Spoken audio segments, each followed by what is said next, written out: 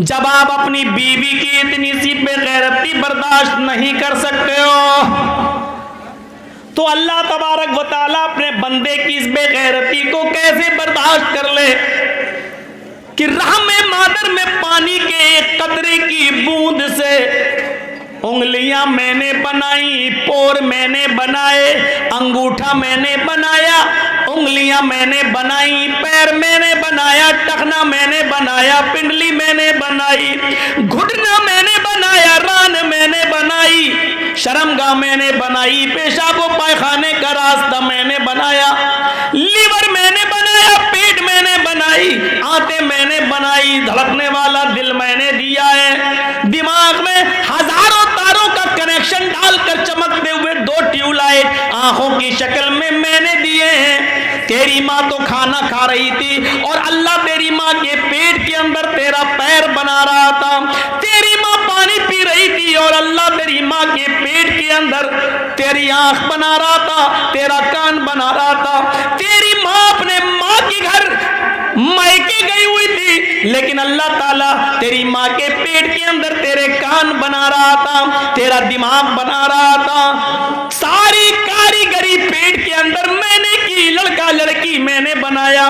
हाँ हाँ, तेरे दुनिया में आने से पहले हवा मैंने पहले पैदा कर दी, तेरे दुनिया में आने से पहले मैंने पानी पहले से मौजूद कर दिया, तेरे दुनिया में आने से पहले तेरी माँ की पिस्तान में हमने दूध पहले से भर दिया, सब कुछ मैंने किया। आए मेरे बंदे, जब तू अपनी माँ के पेट से बाहर आया तेरे बाप ने नाम दूसरे का ले लिया है। जब दुनिया से तूने आंखें खोली ये सारे काम मैंने किए। जब पैदा हुआ बाहर आया आंखें खोली तो नाम ले दिया, अजमेर वाले ने दिया, बदायूं वाले ने दिया, कछौचा वाले ने दिया, फुलवारी शरीफ वाले ने दिया। मेरे भाइयों, अल्लाह इस बेगैरती को कैसे बर्दाश्त करेगा जबकि सारी चीजें मैंने की हैं। अयहसबुल इंसानु अय्युतरक सुदा अलम यकुन नुतफतम मिन मनी युमना सुम्मा काना अलकतन फखलक फसव्वा फजअल मिनहु ज़ौजैन अज़्ज़करा वल उन्सा अलैसा ज़ालिका बिक़ादिरिन अला अन युह्यियल मौता। ओ मेरे बंदे, बना सवागर दुरुस्त मैंने किया। पानी के कतरे की खोपड़ी मैंने बनाई, हड्डी मैंने बनाई, हड्डी में गोश्त मैंने पहनाया, कलेजा मैंने बनाया, दिल मैंने बनाया, फेफड़े मैंने बनाए। फजअल मिनहु ज़ौजैन अज़्ज़करा वल उन्सा, नर और मादा मैंने बनाया, लड़का लड़की मैंने बनाया। अलैसा ज़ालिका बिक़ादिरिन अला अन युह्यियल मौता।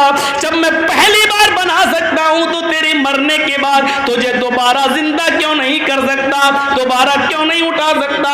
ओ मेरे बंदे, जब सारे काम मैंने किए फिर तूने अजमेर वाले का नाम क्यों ले लिया है? मेरे बंदे, तूने बदायूं वाले का, कछौचा वाले का नाम क्यों ले लिया है? अरे तू जिनका नाम ले रहा है वो इतने कमजोर, इतने कमजोर, इतने कमजोर हैं कि इन्नल्लज़ीना तदऊना मिन दूनिल्लाहि ला यख़्लुक़ू ज़ुबाबन, वो सारे के सारे मिल जाएं तो एक मक्खी भी पैदा करने की ताकत नहीं रखते। मक्खी अगर उनके खाने की चीज से थोड़ी सी मिठाई लेके उड़ जाए तो ये सारे मिलकर उससे वो चीज छीनने की भी ताकत नहीं रखते। जो एक मक्खी से छोटी सी मिठाई न छीन सके वो बेटा बेटी क्या देगा? ओ मेरे बंदे, जब तू अपनी बीवी की इतनी सी बेगैरती बर्दाश्त नहीं कर सकता है, उसको छोड़ देता है, तो मैं भी तुझे छोड़ दूंगा, जन्नत से दूर कर दूंगा, जहन्नम के अंदर डाल दूंगा। इस शिर्क को पहचानने की कोशिश करिए। ये शिर्क, कुरान की आयतें चीख चीख कर कह रही हैं ये शिर्क है। हमको पहचानने की जरूरत है। ला तुशरिक बिल्लाही, तुम शिर्क मत करना। इन कुतिलता, चाहे तुम्हें कत्ल कर दिया जाए, और हुर्रिकता, या तुम्हें जला कर राख कर दिया जाए, जल जाना गवारा कर लेना। और जाहिर बात है, अच्छा आप देख लीजिए ये क्या चीज़ है। एक आदमी लिंचिंग का शिकार होता है, कई लोग उसको मिलकर मारते हैं, वो अकेला होता है, उससे ज़बरदस्ती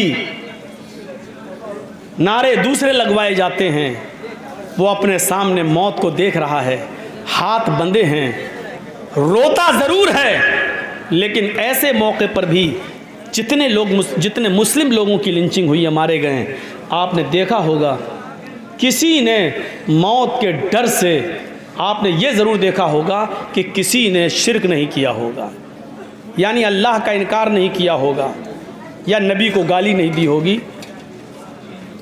ये हो सकता है कि ज़बरदस्ती मार पड़ रही हो, जय श्री राम बोल रहा हो, जय श्री राम, वंदे मातरम, भारत माता की जय, ये सब बोल सकता है, बोल रहा है, लेकिन कभी आपने ये नहीं देखा होगा कि किसी ने अल्लाह को गाली दी हो या उसने मोहम्मद रसूलुल्लाह को गाली दी हो।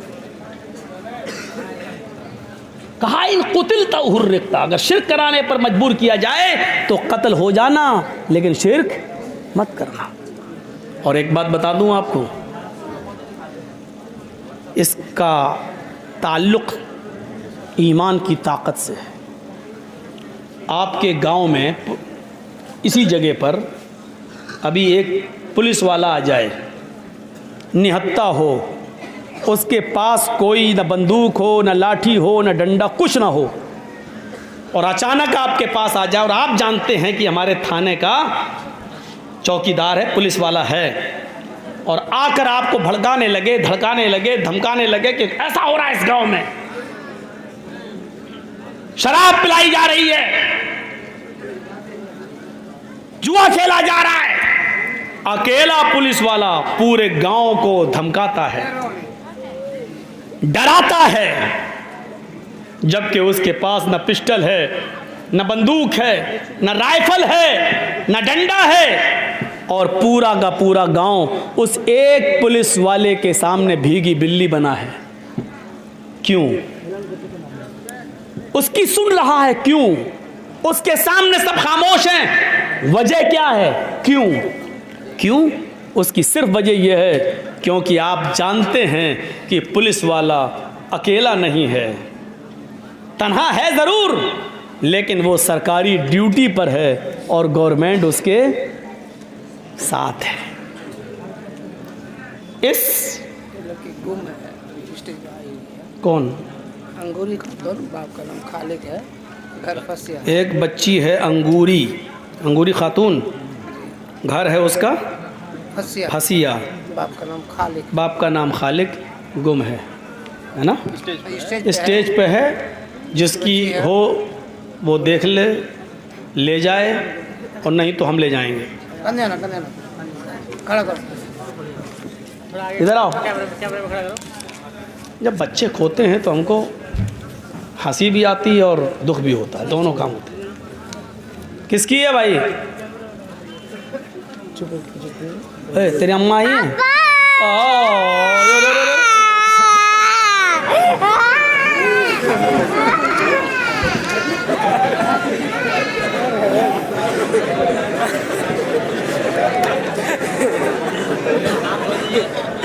अजीब। सुनिए, जब तक अब्बा नहीं मिले थे तो चुप थी, और अब्बा मिल गए तो खुश होना चाहिए, तो रो रही है।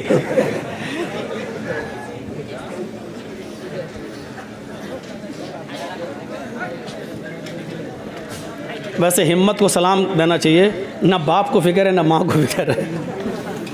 बाप बेचारे जर्जिस को सुन रहे हैं, अम्मी बेचारी जलेबी खरीद रही होंगी मार्केट में। तकरीर थोड़ी उर्दू समझ में नहीं आ रही होगी, बंगला समझने वाले लोग उर्दू क्या समझे, जा रही होंगी, चूड़ी उड़ी खरीद रही होंगी। अरे बच्चा माँ या बाप में किसी एक के साथ तो होना चाहिए ना, तो बाप को भी परवाह नहीं, माँ को भी परवाह नहीं। चलिए, मिल गई है, वो तो हमें मालूम था कि किसी जलसे में खोई थोड़ी, आज तक खोई नहीं है, खोई हैं लेकिन मिल सब गए। ऐसा सुनने में नहीं आया है कि खो गई हो फिर वो उसका ना बाप मिला हो ना माँ मिला, ऐसा हुआ ही नहीं है 20 साल से। तो ये तो उम्मीद थी कि मिल ही जाएगी, बाप मिल जाएगा या माँ मिल जाएगी। हाँ, तो सुनिए मेरे भाइयों, क्या कह रहा था, किसी को याद है?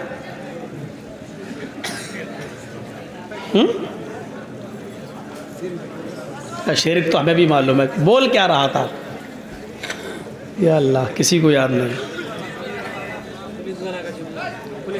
पुलिस वाले एक अकेला पुलिस वाला पूरे गांव पर क्यों हावी हो जाता है? चिल्ला रहा, सब उसके सामने भीगी बिल्ली बने। क्यों? क्योंकि वो जानता है कि मेरे साथ सरकार है, गवर्नमेंट है, मेरा कोई कुछ नहीं कर सकता। उस अकेले पुलिस वाले में ये हिम्मत इसलिए आती है क्योंकि वो गवर्नमेंट को अपने साथ, सरकार को अपने साथ समझता है। यही एक सच्चे मोमिन का हाल होता है। करो लिंचिंग, करो कत्ल, एक नहीं 50 आदमी मिलके उसको मारो, बांध के मारो, वो किसी के सामने दहलता नहीं है, डरता नहीं है, हिम्मत नहीं हारता है, अकेले मुकाबला करता है, बंधा है तो मार खाता है, क्योंकि उसके पास ये वो जानता है कि अगरचे मैं अकेला हूं, कमजोर हूं, लेकिन मेरे पास ईमान की ताकत है, मेरे पास इस्लाम की ताकत है, मेरे पास तौहीद की ताकत है। इसलिए ये ईमान की ताकत, ये तौहीद की दावत उसको इतना मजबूत कर देती है कि वो 50 लोगों की मार के आगे भी झुकता नहीं है। और वो यही कहता है, ला इलाहा इल्लल्लाह, ला इलाहा इल्लल्लाह। सुमैया से पूछो क्या था उसके सामने, सुमैया रजी अल्लाह ताला अन्हा से पूछो। इधर बेटा बंधा है, इधर शौहर बंधा है, इधर सुमैया का हाथ पीछे से बांध दिया है, कपड़े फाड़ के बरहना और नंगा कर दिया है, नेजा उठाया। अबू जहल कहता, सुमैया मोहम्मद के रब को छोड़ती है या नहीं छोड़ती है? कहती है हरगिज नहीं, ये नेजा मार दूंगा। और उसने मारा। अबू जहल अकेला नहीं था, उसके साथ पूरी फौज थी। सुमैया अकेले तन्हे तन्हा, उसने नेजा लिया, सुमैया की शर्मगाह में वो नेजा दाखिल कर दिया, यहां से मारा, उस तरफ पार कर दिया, इस शर्मगाह में डाला, उस शर्मगाह से निकाल दिया। और इसके बावजूद सुमैया क्या कह रही है, या सब्बित क़दमैया अला दीनिक या अरहमर राहिमीन, आए अरहमुर राहिमीन, आए अल्लाह मेरे कदम को अपने दीन पर साबित रखना, मेरा कदम फिसल ना जाए, मेरा दीन मुझसे छूट ना जाए।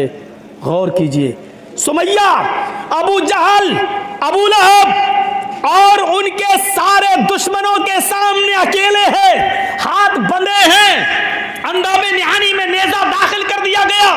वो न अबू जहल से डर रही है, न नेजे से डर रही है, न तलवार का खौफ है, न पूरे अबू जहल के फौज और उसके कौम और उसके साथियों का डर है। ये कौन सी चीज है जो सुमैया को पहाड़ की चट्टान बनाकर खड़ा किया हुआ है? और सुमैया के दिल में किसी का खौफ नहीं है, उसकी लिंचिंग हो रही है, लेकिन सुमैया किसी से डर नहीं रही है। ये वही ईमान की ताकत है। जैसे एक पुलिस वाला पूरी कौम के सामने डांटता है, पूरी कौम को चिल्लाता है, उसको डराता है, क्योंकि वो जानता है कि गवर्नमेंट हमारे साथ है, ऐसे ही एक सुमैया जानती है कि ईमान हमारे साथ है, इस्लाम हमारे साथ है, अल्लाह हमारे साथ है। और ईमान की ताकत जब किसी के अंदर आ जाती है तो वो फिर किसी से नहीं डरता।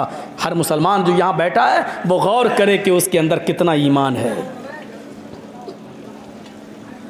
हमारे ईमान तो 2 GB नेट में बिक जाते हैं।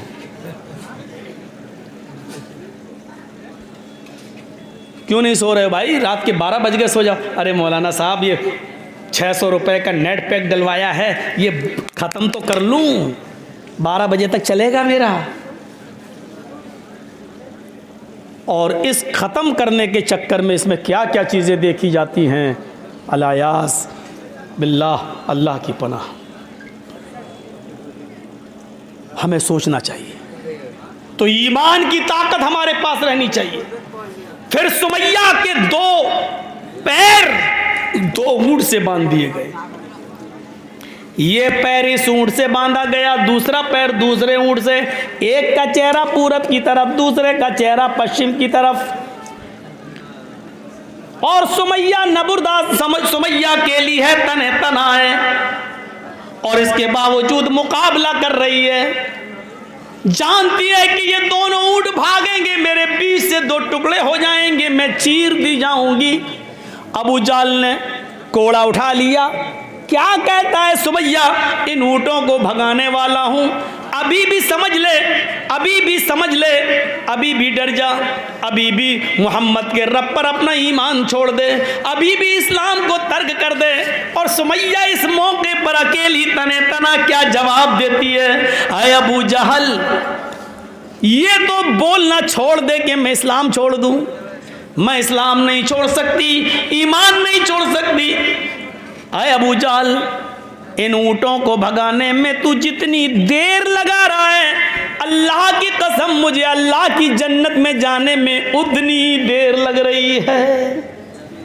ये कौन से जुमले थे? और सुमैया को सबके सामने जुमला कहने पर किसने मजबूर किया था? वो था ईमान।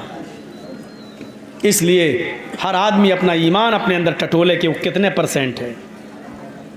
शादी के मौके पर एक मोटरसाइकिल की डिमांड करके अपने ईमान का जनाजा निकालने वाले ये बेचारे ये उम्मीद रखेंगे कि अल्लाह की ताकत, ईमान की ताकत हमारे पास है।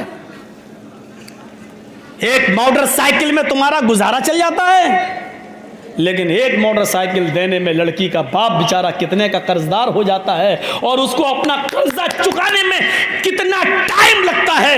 ये दर्द जब आपके अंदर पैदा हो जाए तो इस्लाम है आपके अंदर। ये दर्द अगर आपके अंदर नहीं है तो इस्लाम नहीं है आपके अंदर। कहते रहो अपने आप को मुसलमान। इस भारत में कितने लोग हैं जो अपने आप को राम भक्त कहते हैं, जबकि राम के नाम को बेचने वाले और राम की इज्जत व असमत को लुटाने वाले वही लोग हैं। कहते रहो हमारे अंदर इस्लाम है, कहते रहो मुसलमान है, कुछ नहीं।